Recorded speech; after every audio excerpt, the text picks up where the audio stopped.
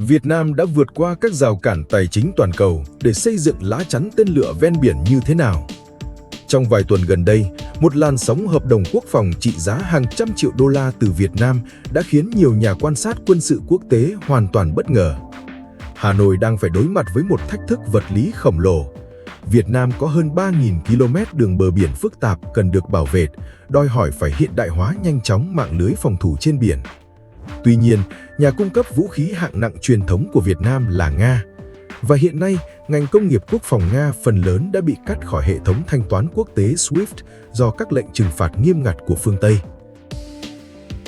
Việt Nam hoạt động với ngân sách quốc phòng của một quốc gia đang phát triển. Việt Nam không thể giải quyết các điểm yếu an ninh của mình chỉ bằng cách chi tiêu không giới hạn để mua các công nghệ quân sự hàng đầu thế giới. Trong bối cảnh đó, Hà Nội đã xây dựng một loạt giải pháp thay thế mang tính chiến lược. Việt Nam đã khéo léo vượt qua mê cung các rào cản tài chính quốc tế, đồng thời lựa chọn các hệ thống vũ khí phù hợp chính xác với điều kiện địa lý của mình.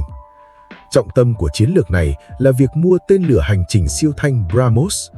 Khi thương vụ trị giá 300 triệu USD xuất hiện, nhiều nhà phân tích phương Tây cho rằng Hà Nội đang đa dạng hóa chuỗi cung ứng và giảm sự phụ thuộc vào Moscow.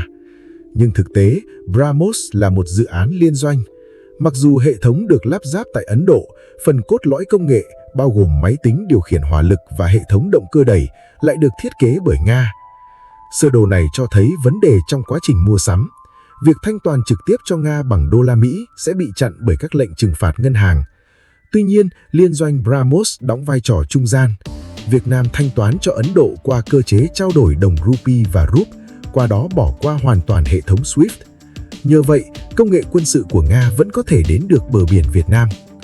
Chúng ta cũng thấy cách tiếp cận tương tự trong thương vụ mua hệ thống phòng không TORM-2KM gần đây.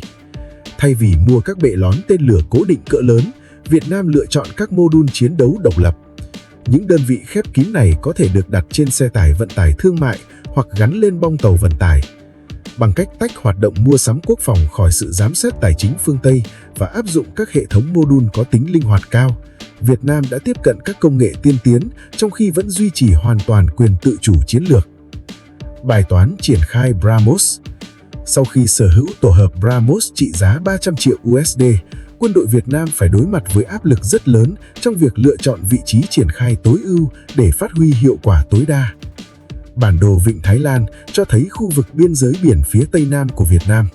Do khu vực này hiện có mật độ phòng thủ tên lửa tương đối mỏng, nhiều chuyên gia từng cho rằng tổ hợp BrahMos mới sẽ được bố trí tại đây. Tuy nhiên, Vịnh Thái Lan có độ sâu trung bình chỉ khoảng 45 mét và chứa rất nhiều đảo nhỏ. Một hải quân đối phương sẽ không bao giờ đưa các tàu khu trục cỡ lớn và có giá trị cao vào vùng biển chật hẹp như vậy. Do đó, việc triển khai một thợ săn chiến hạm siêu thanh nặng tới 3 tấn tại đây sẽ là sự lãng phí nguồn lực. Sơ đồ tiếp theo cho thấy mục tiêu thực sự. Đó là hành lang hàng hải dài khoảng 150 km trên Vịnh Bắc Bộ. Ở tốc độ Mach 3, một tên lửa BrahMos có thể bay gần 1 km mỗi giây. Một hạm đội đối phương khi tiến vào khu vực này sẽ chưa tới 30 giây để phát hiện, theo dõi và cố gắng đánh chặn. Trong môi trường tác chiến như vậy, BrahMos hoạt động giống như một chiếc búa tạ động năng. Tốc độ cực cao cùng khối lượng khoảng 3 tấn được thiết kế để nhanh chóng áp đảo và phá vỡ hệ thống phòng thủ tự động của đối phương. Ngay khi lớp phòng thủ ngoài cùng bị vô hiệu hóa, Việt Nam có thể tiếp tục tung ra các tên lửa chống hạm cận dân VCM-1. Những tên lửa chậm hơn này sẽ luồn qua các khoảng trống mới hình thành trong mạng lưới radar của đối phương để tung ra đòn kết liễu. Việt Nam đã biến chính đặc điểm địa lý ven biển của mình thành một loại vũ khí. Họ tạo ra một vùng tiêu diệt 30 giây gần như không thể thoát khỏi, được thiết kế nhằm vô hiệu hóa ưu thế hải quân của bất kỳ cường quốc nào. Sự chuyển đổi trong tư duy phòng thủ.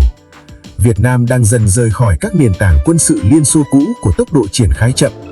Thay vào đó, nước này xây dựng một ma trận phòng thủ mới, trong đó các tổ hợp tên lửa có tính cơ động cao, dễ ngụy trang, hoạt động phân tán hoàn toàn. Mức chi tiêu quân sự thuần túy không còn quyết định trực tiếp phạm vi phòng thủ nữa. Bằng cách tập trung vào các nền tảng cơ động siêu tốc, Hà Nội đảm bảo rằng ngay cả với ngân sách hạn chế, Việt Nam vẫn có thể bảo vệ toàn bộ đường bờ biển của mình. Ngày nay, sức mạnh chiến lược thực sự không chỉ đến từ vũ khí, nó còn đòi hỏi khả năng điều hướng các mạng lưới ngoại giao phức tạp, tận dụng các liên doanh quốc tế và cân bằng quan hệ giữa nhiều đối tác để vượt qua các hạn chế tài chính toàn cầu.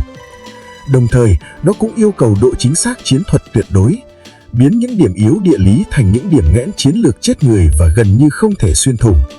Hà Nội đã tận dụng cả yếu tố tiền tệ lẫn địa lý để thích ứng với trật tự quốc tế hiện nay. Việt Nam đã biến chính những hạn chế của mình thành lợi thế chiến lược để bảo vệ vùng biển quốc gia, một tuyến phòng thủ mà ngay cả các cường quốc cũng không dễ dàng vượt qua.